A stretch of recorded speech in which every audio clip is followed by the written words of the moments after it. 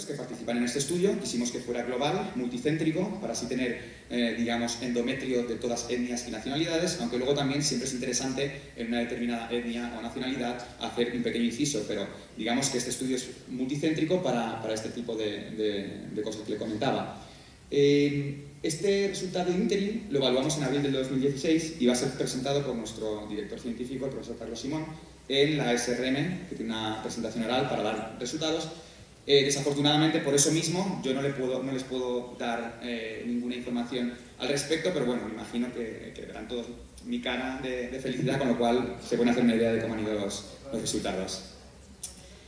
Y nada más, como conclusiones me gustaría dejarles que el mejor día para la transferencia embrionaria, desde la perspectiva uterina, depende de cada paciente. Medicina personalizada. Nosotros, evidentemente, para probar este test, para ver la precisión, realizamos un estudio ciego en el cual demostramos que el ERA clasificó mejor que el criterio de Noyes, cogiendo a dos patólogos, poniéndolos por separado y juntos y enfrentándolos al ERA. Pues bueno, tanto en el caso de prereceptividad, receptividad o posreceptividad, el ERA clasificó mejor que el criterio de Noyes que estaban utilizando los dos patólogos. También muchas veces nos preguntan si cuando una paciente tiene su ventana de implantación desplazada, es decir, no está exactamente en día 5, es decir, 120 horas después de la primera toma de progesterona, ¿qué ocurre en un futuro embarazo? Pues bien, yo lo asocio, aunque no es exactamente así, pero yo lo asocio más bien a un cariotipo. Nosotros realizamos este estudio en el cual el test fue realizado en la misma paciente, mismo día, después de 3 años. Es decir, su paciente va a la clínica, le hacen un ERA y encuentra que su ventana de implantación está desplazada. Vamos a tener que hacer una transferencia embrionaria en día progesterona más 6 en lugar de progesterona más 5. Esa paciente queda embarazada, tiene un recién nacido en casa y al cabo de 1 año, 2 años, vuelven a la clínica y quieren otra vez quedarse embarazados. Ustedes tendrán en su historia, lógicamente, que esta paciente hizo un ERA, tenía su ventana de implantación desplazada y le realizarán la transferencia embrionaria exactamente el mismo día que aquel ERA, 1 o 2 años antes, le dijo que era receptiva en ese momento. Es decir, no tienen que repetir el test porque su ventana de implantación va a seguir estando en el mismo sitio, mismo momento. Y en el 2013 publicamos este artículo en el cual ya lo definíamos como un diagnóstico personalizado para la transferencia embrionaria como tratamiento para pacientes con fallo de implantación repetido. Nosotros mostramos una serie de resultados en el cual, tras una primera transferencia personalizada, es decir, tomábamos la muestra de la paciente, veíamos que la ventana de implantación estaba desplazada, transferíamos cuando decíamos que era receptivo ese endometrio, teníamos que la tasa de implantación, después del primer Personalized Embryo Transfer, subía hasta 34% y la tasa de embarazo subía hasta un casi 52%. Esta mañana también se ha comentado el tema del scratching, que a veces parece que mejora la receptividad endometrial y es por ello que algunas de las críticas iban en esa dirección. Es decir, nos decían, bueno, es que yo a la paciente le estoy tomando la biopsia, estoy haciendo un scratching, entonces estoy mejorando la implantación en un ciclo subsiguiente. Y nosotros realizamos también este estudio viendo cómo iba a resultar las tasas después de 1, 2, 3, 4, 5 y 6 o más meses. Como pueden ver, las tasas de implantación iban entre un 40 y un 60%, no estaban diferenciadas, incluso un poquito mejores pasando unos cuantos meses después. Es decir, nosotros estábamos eliminando el que el scratching fuera beneficioso para este tipo de pacientes con implantación. Como les venía diciendo al principio, nosotros siempre hemos pensado que la ventana de implantación de la paciente estaba en el mismo momento. Pero nosotros, tras más de 10 años de investigación, sabemos que esto no es así. Es decir, la ventana de implantación de una paciente, y sobre todo de pacientes con fallos de implantación, va a estar o bien ese día, pero también puede estar desplazada 1 o 2 días antes, 1 o 2 días después. Incluso hay ciertas pacientes que tienen su ventana de implantación muy corta, de tan solo 12 horas. Aquí tienen unos ejemplos en el cual nos vamos a fijar en este de aquí. Primera biopsia endometrial, siempre pedimos que se hagan día progesterona más 5 porque la mayoría de pacientes van a caer ahí. Esta paciente se le hizo el día progesterona más 5, salió no receptiva, prereceptiva, es decir, necesitaba menos días de progesterona. Bueno, hicimos una biopsia postreceptiva. Hicimos una biopsia en P+4 con un día menos de progesterona y ahora nos salía prereceptiva, es decir, necesitaba más tiempo de dosis de progesterona, con lo cual sabemos que esta paciente tenía su ventana de implantación simplemente entre medio de P+4 y P+5, es decir, en día de progesterona 4.5. Cuando ofreces estos resultados, a veces el médico al principio, sobre todo los primeros resultados, se alarman un poco como diciendo, entonces yo le hice la biopsia a las 12, ¿qué tengo que hacérsela a las 12 de medianoche? Lógicamente no, es lo primero que te viene a la cabeza. Simplemente adelantas 12 horas la primera dosis de progesterona y con eso lo tenemos todo solucionado. Pues bien, en este otro artículo nosotros hablamos de la diferencia que se puede producir en una paciente en solo 2 días. Es decir, hablamos del Personalized Embryo Transfer y publicamos un estudio piloto y un case report. Bien, el case report es el típico caso que cuando un médico, un doctor me pregunta con qué paciente debería empezar a hacer el test ERA, o mira, yo he visto alguna vez alguna charla, pero todavía no acabo de entenderlo y no acabo de ver la utilidad o de creérmelo. Entonces yo le digo que nos mande a su peor paciente, es decir, esa paciente que todos han tenido alguna vez en su clínica, que se ha hecho X ciclos, no ha quedado embarazada, paciente de buen pronóstico, aparentemente, incluso se ha hecho PGS, embriones normales euploides de buena morfología y la paciente sigue sin quedar embarazada, con donación de óvulos incluso. Pues bien, esta paciente fue a una clínica de infertilidad y se realizó 2 estudios de rutina, pues transferencia en día 3 con una fecundación in vitro. No quedó embarazada y cambió de centro, en este caso fue al Instituto Valenciano de Infertilidad en IBI Valencia. Bueno, empezó una batería de ciclos que tienen todas las modalidades habidas y por haber. Teníamos transferencia en fresco en día 5, transferencia en congelado en día 5 con ciclo natural. A partir del 5º ciclo se pasó a donación de óvulos, 3 ciclos más y la paciente no quedaba embarazada. En ese momento es cuando el ERA ya se ha testado y se ha visto que se puede ofrecer como una herramienta diagnóstica y hicimos lo que se llama intervención. La paciente resultó que era prereceptiva, había que darle 2 días más de progesterona. Se hizo una transferencia embrionaria, 2 embriones y con donación de óvulos, porque tras todos estos ciclos cualquiera convencía a la paciente de que se transfiriera sus propios óvulos y que fuera solo single embryo transfer. Pues bien, se hizo una transferencia embrionaria de 2 embriones y la paciente tuvo un embarazo gemelar a término con éxito. Estos son algunos de los datos que sacamos del estudio piloto, en el cual teníamos 16 ovocitos de pacientes, de donantes, y que no habían quedado embarazadas.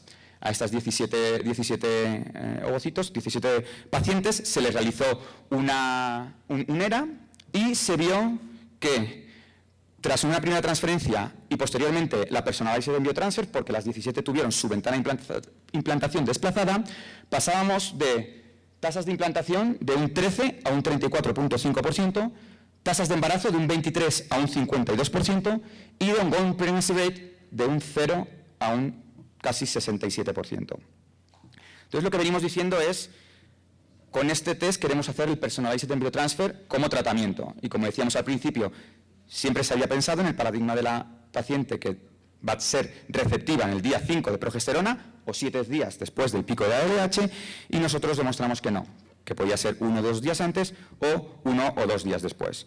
Todo esto queda reflejado en múltiples artículos, en el Fertility and Sterility y en el Human Reproduction, en el cual se avalan la validez de dicho test, y a partir de ahí nos estamos moviendo no solo en pacientes con falla de implantación, sino en otro tipo de pacientes. Por ejemplo, esta ventana de implantación está afectada en pacientes con obesidad. Pues bien, en este estudio, que se ha enviado al Fertility and Sterility, se recogieron 200 muestras endometriales de pacientes con peso normal, sobrepeso, obesidad y obesidad mórbida. Como pueden ver en la gráfica, tenemos que, tanto en pacientes obesas con obesidad mórbida, el rango, el porcentaje de pacientes que eran receptivas frente a no receptivas varía respecto a las otras pacientes normales o con sobrepeso. Es decir, cuando viene una paciente con obesidad mórbida a la clínica, directamente ya se le puede recomendar realizarse un ERA porque hay un mayor porcentaje de este tipo de pacientes que tienen su ventana de implantación desplazada. Si hablamos de mujeres con endometriosis, se publicó este estudio en este año por el doctor Juancho García Velasco de Madrid, en el cual estaba intentando ver si el estadio de la endometriosis iba a afectar a la ventana de implantación de la paciente. En este estudio parece que no, que el estadio no afecta a la ventana de implantación de la paciente y sí, como veníamos diciendo, el día en el que se efectúa la biopsia endometrial. ¿Qué hay del grosor endometrial? ¿Qué hay del grosor del endometrio? Si es menor a un 6, 6.5, si es mayor de 12, ¿qué es lo que ocurre? Pues bien, nosotros vimos que pacientes con un grosor endometrial menor a 6 tenían también su ratio desplazado, es decir, en lugar de ser entre 75 y 25, que sería lo que pacientes, digamos, normales vendrían a tener, 75% de receptividad en día 5, 25% en no receptividad, y posteriormente les enseñaré los datos, aquí tenían que el 43% serían receptivas, pero casi el 60% no serían receptivas. Y con endometrios con grosor mayor a 12, 65% serían receptivas y 35% serían no receptivas. Esto no quiere decir que no vayan a quedar embarazadas, es decir, pacientes con menos de 6 milímetros y más de 12 milímetros de grosor, si le encontramos su día de receptividad, estas pacientes van a normalizar sus resultados clínicos y van a quedar embarazadas. Un poquito una gráfica de lo que ha sido durante el paso del tiempo, desde que empezamos a realizar el estudio ERA. Al principio solo lo efectuábamos en España y actualmente ya se hace pues, alrededor del mundo. Lo hacemos en España, obviamente, pero también en Europa, en India, en Emiratos Árabes Unidos, Estados Unidos y Latinoamérica, y también en Brasil. Estos son unos datos hasta julio del 2016, en el cual hemos efectuado el test en más ya de 10.000 pacientes, en los cuales, como les decía, un poquito más del 70% fueron receptivas el día en el que normalmente les hacíamos nosotros la transferencia embrionaria a nuestros pacientes, día de progesterona más 5, tomando el día de primer dosis de progesterona como P más 0, es decir, 120 horas después. Pero casi el 30% serían no receptivas, es decir, 1 de cada 4 pacientes con falla de implantación tendría su ventana de implantación desplazada. Por más que le estuviéramos haciendo transferencias embrionarias, no quedarían embarazadas. Y de ese 30% no receptivas, tendríamos que el 85% serían prereceptivas.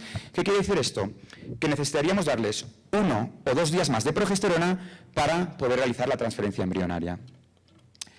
Esto es un estudio prospectivo y randomizado, y veníamos diciendo esta mañana que siempre tenemos que realizar medicina basada en la evidencia y terminar con estudios prospectivos y randomizados.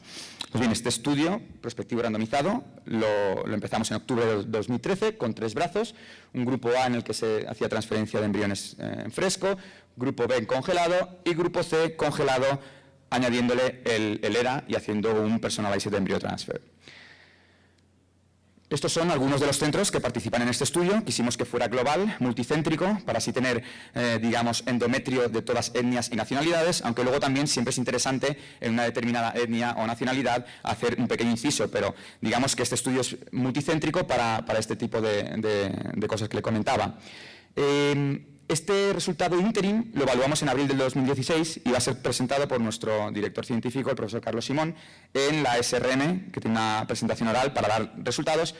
Desafortunadamente, por eso mismo, yo no les puedo dar ninguna información al respecto, pero bueno, me imagino que verán todos mi cara de felicidad, con lo cual se pueden hacer una idea de cómo han ido los resultados.